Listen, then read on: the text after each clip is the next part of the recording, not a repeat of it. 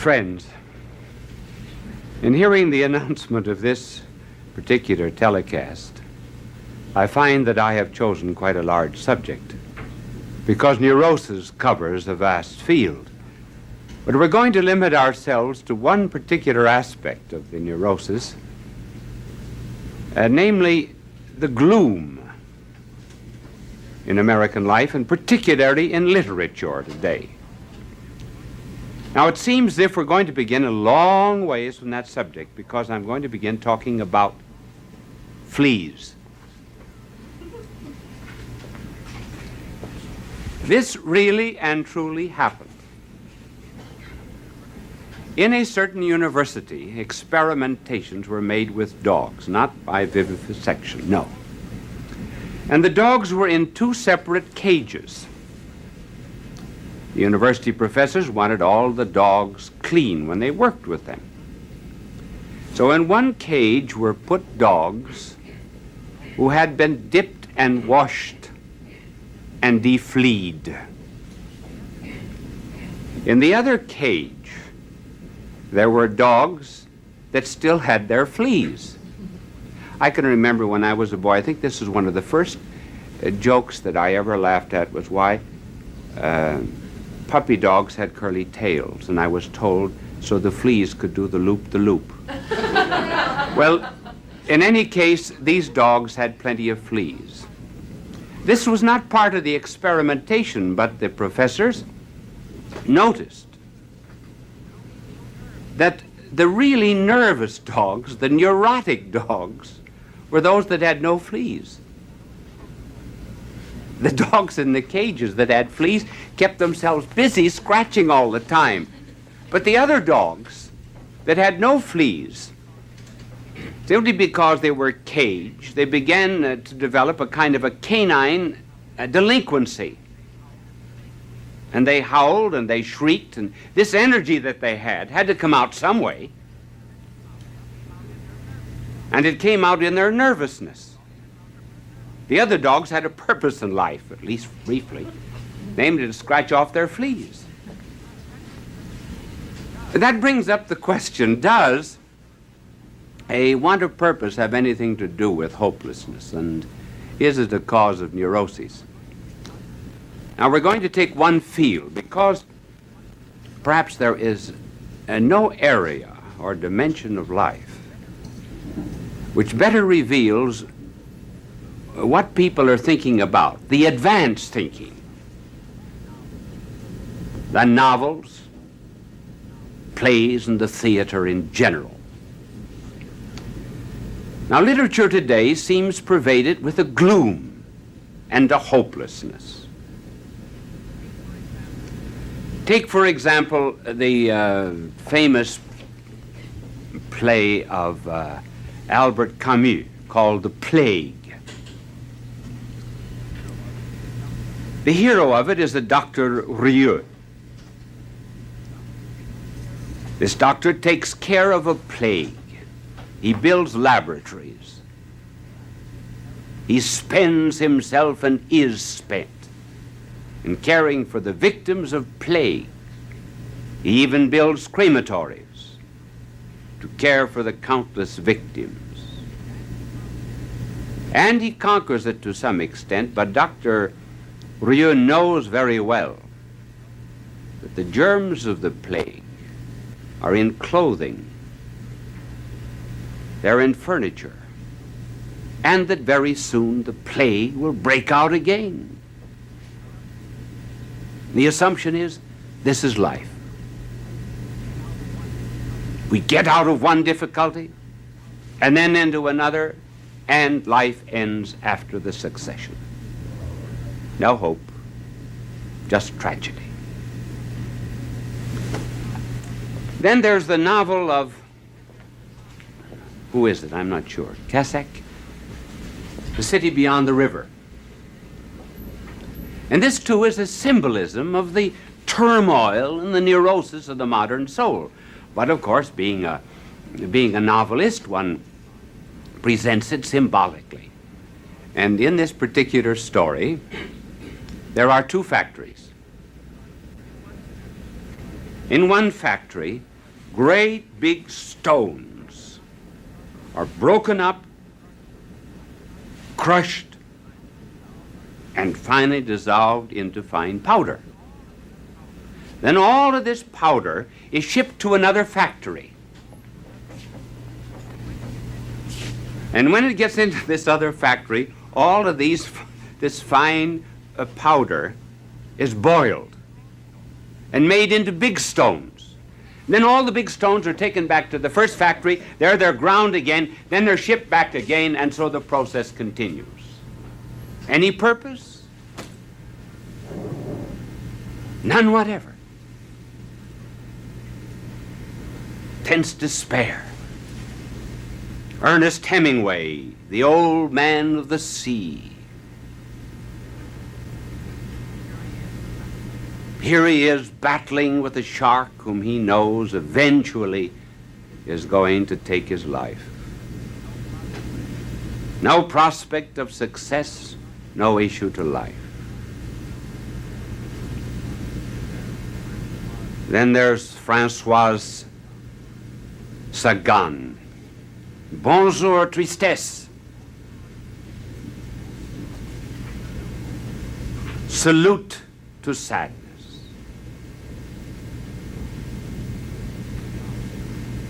Sartre, with his 4 men in hell, talking to one another, each man talking only about himself,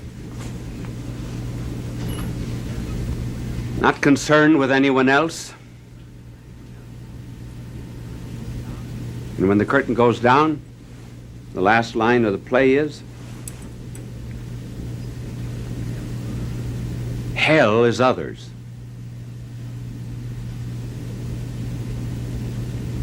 In this intense egotism, one is never concerned about hearing another one's ills.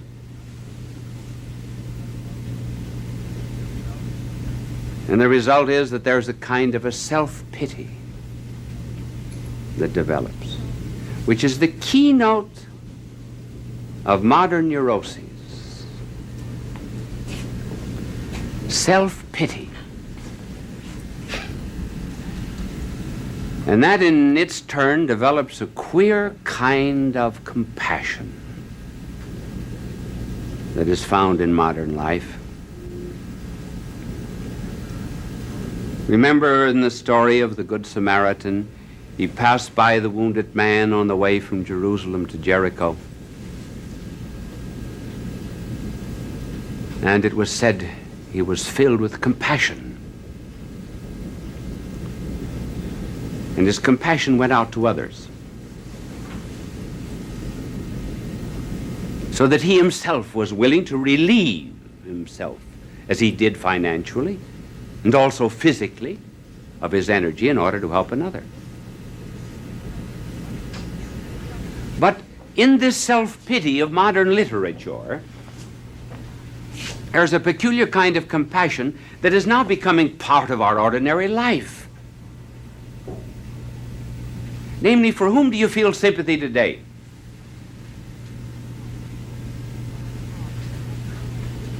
For whom do the sob sisters of American life feel sorry? They feel sorry for the young dope busher who's brought to trial. There's sympathy for the gangster who's arrested, for the criminal. Police that try to arrest a criminal in a certain community, the community will protect him.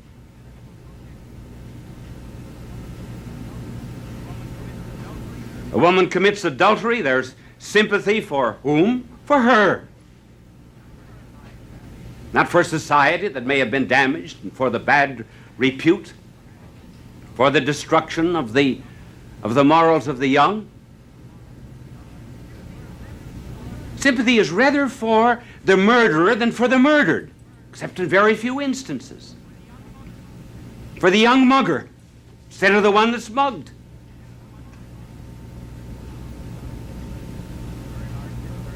In a very large city, very recently, there was a young girl in the 6th grade who was constantly drunk. Every day in school, she could barely sit up at her desk. Well, the teacher, of course, would not dare touch her. So the teacher had this drunken young girl brought before the judge. And this judge of the juvenile court said to the teacher, "Didn't you ever take a drink in your life?" She said, "I'm not on trial."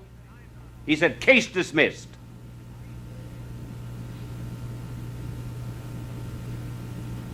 Compassion was for her, not for the other school children, not for the teacher.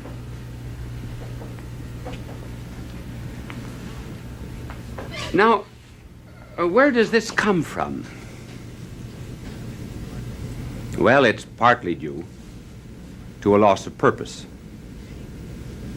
When anything loses its purpose, it becomes revolutionary, it becomes neurotic or psychotic.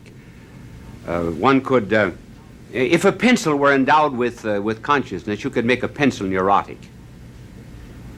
I could make a pencil neurotic, for example, if it had consciousness, by using it to pull down this microphone which is above my head. If I stuck the sharp point into that microphone to pull it down, incidentally, you know, there's always a microphone wherever you walk. If I walk over here, the microphone follows me. If I walk over here, the microphone follows me. And he's kept very busy now at this particular time. Well, now if I... And incidentally, great credit should be given to the man that handles the microphone. If he didn't like a show, and he must be tempted many times, he could drop that boom on you, and the show would end immediately. But if I use the pencil, for example, to pull that down, I wouldn't get it down, and I would break the point of the pencil. Why? Because the pencil wasn't made to pull down booms. And so too, I'm not made for certain things, and if I insist on doing those things which are contrary to my nature, well, then I hurt myself. And that is the beginning of a neurosis. A boiler is made to retain temperature, steam at a given pressure. And this pressure, yes, is imposed by an engineer, by an intelligent mind. If, however, the boiler were endowed with consciousness and said, well, I'm allowed 80 pounds a square inch, but I'm going to put in 200, it's no longer free to be a boiler. Man has a certain purpose in life, namely the attainment of perfect life and truth and love, and if he does not attain that and work toward it, then as the boiler explodes when it exceeds its limitations, so man develops a kind of neurosis when he fails to follow out his rational nature. And this neurosis is intensified very much in modern life, simply because we never think of ourselves to blame. So today, how are children taught? For example, a child is walking, learning to walk across the floor. And the child finally bumps into the chair and stumbles. What does the mother say? Mama spanked the naughty chair to hurt baby. Mama spanked the naughty floor to hurt baby. Oh no, baby hasn't anything to do with it. Chair, floor, ductless glands, father, mother, Oedipus complex, Electra complex, never the person, always somebody outside. And then they grow up saying, oh, there isn't anything in life, nothing. What are they afraid of if there's nothing?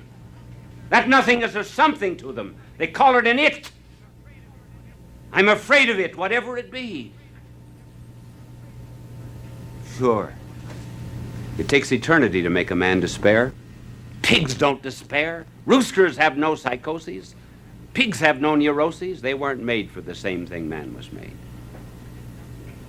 I think perhaps we could illustrate all of this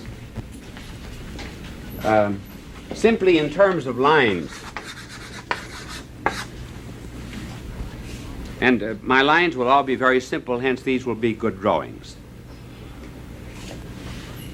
This vertical line here stands for the way everything in the world should tend, namely, everything has a purpose for which it was made. And it's happy when it attains that goal. Now, we have a purpose. We were made for perfect happiness, for a continuous ecstatic love, for an all-comprehensive truth, and for a life without end. And that's what we're working toward. That is God, that vertical line. Now suppose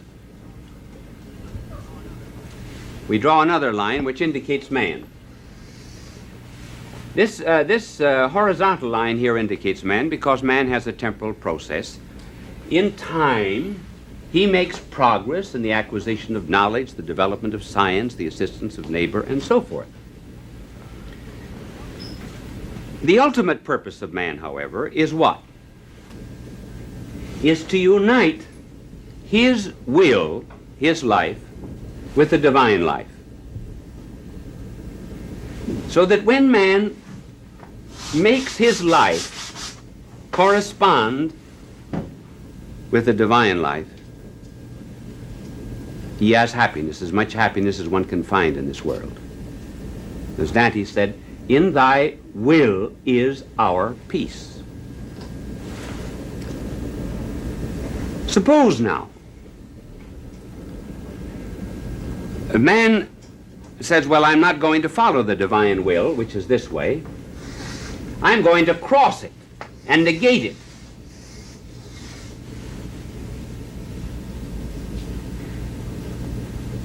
Well, in the moral order, what is this negation of the divine will? The breaking of the commandments, the refusal to follow our better instincts? Well, that would be called sin in the moral order. But what is it called psychologically? It's called a complex. In other words, we get all crossed up. We're at 6s and 7s.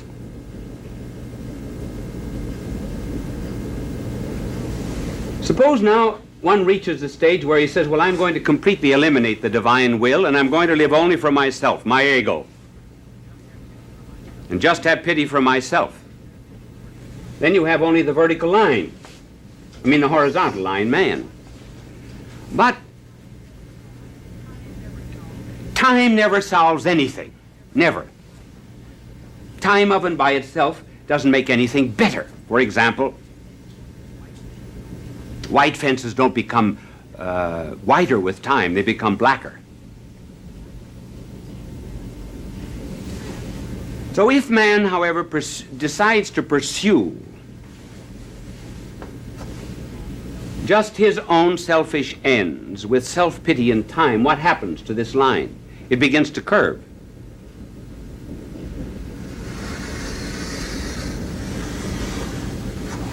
And finally, the ego gets locked up inside of itself. There's a hard shell. It is very difficult to penetrate. And that's the state of many minds that have abandoned the final goal of life.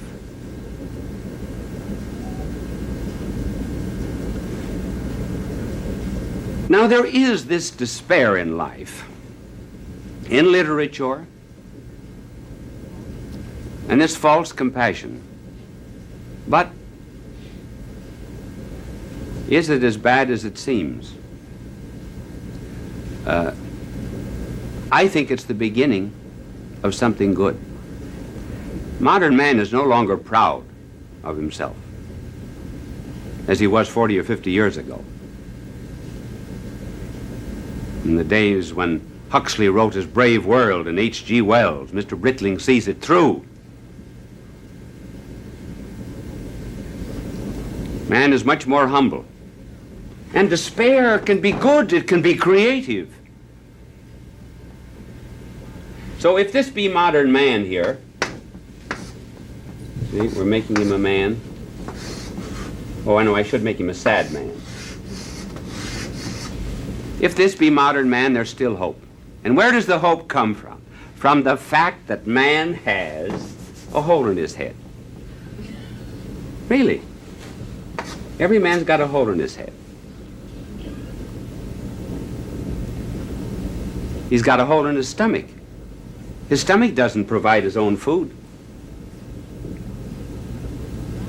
Got a hole in his eye. His eye doesn't provide his own light. Got a hole in his ear. He doesn't produce his own symphonies. His heart doesn't produce its own loves. And man doesn't produce his own inner peace. Just as there's a sun outside to light a world, so too, as William James said in his Psychology, there is someone outside to whom saving influences pour. And just as it's possible, as the light is always shining in the world, so too God's grace is always shining, and particularly on these holes in the head. And man can, of course, he can shut them out. But he can also utilize them. And there recently has been a Viennese psychiatrist, and really one of the great psychiatrists of the world, Dr.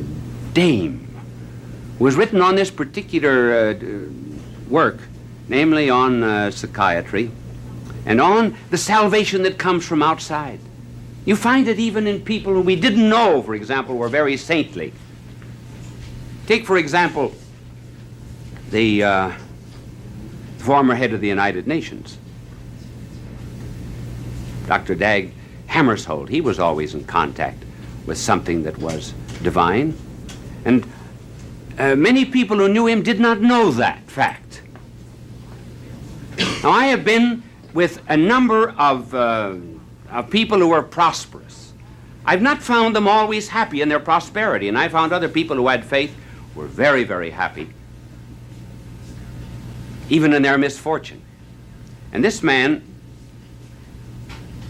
Dr. Dag Hammarskjöld, had written in his family Bible, we do not know when, something that characterized his life, for remember that he died. Excuse me, I'm looking at my clock. For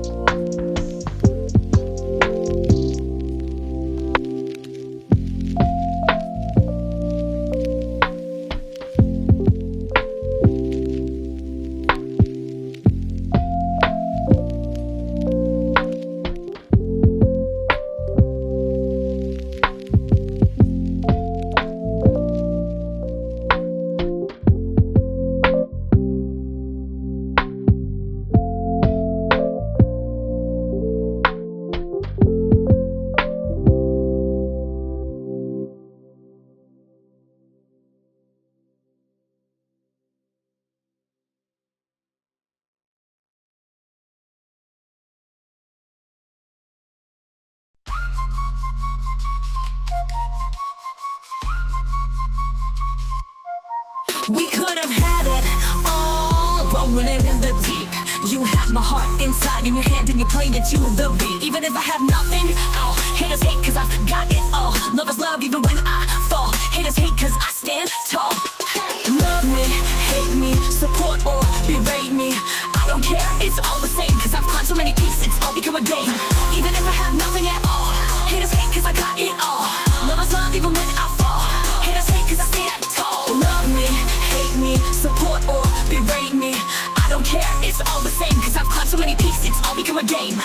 Blah, blah, blah. This beat can be polite if need be, but now I'm unleashing my artillery. It says no, I've been holding back, you see. Sacrifice myself, let others be free. Haters gonna hate, it's your new title. Before me you bow, don't try to rival. Don't compare yourself, I'm wrong, surpass you for years, for seasons, for weeks. It's true, oh no, cutting karma cycle. Your world's mode is no longer viable. Two-faced, you like ice to my face. Behind my back, you're a disgrace. Your thoughts pitiful and frightening. Tasted success, now you're enlightening. Think you're a god after dessert. Sorry, I'm not that naive or hurt. I know what's fake and what's real. Could have had it all, rolling in the deep. You had my heart inside in your hand and you played it to the beat. We could have had it all, rolling in the deep. You had my heart inside in your hand and you played it to the beat. My name is not she, action show my drive. But for no problem can survive. On the first place trophy I left my mark. I got the work, I got the money, I got the respect, I got reborn. Breathing air, feeling gravity's pull. Nothing matters but moving forward, that's my rule. Proving myself again and again. This victory is truly mine to attain. Where will I live? In your eyes. Watch closely as another storm will rise. I won't accept anyone's disdain. No way, okay, nothing can explain how hard I've worked for this success. No way, okay, every drop of sweat is for progress. Persistent, you get a mix of struggle and regret. Shining like with me, another night on big success leads the way.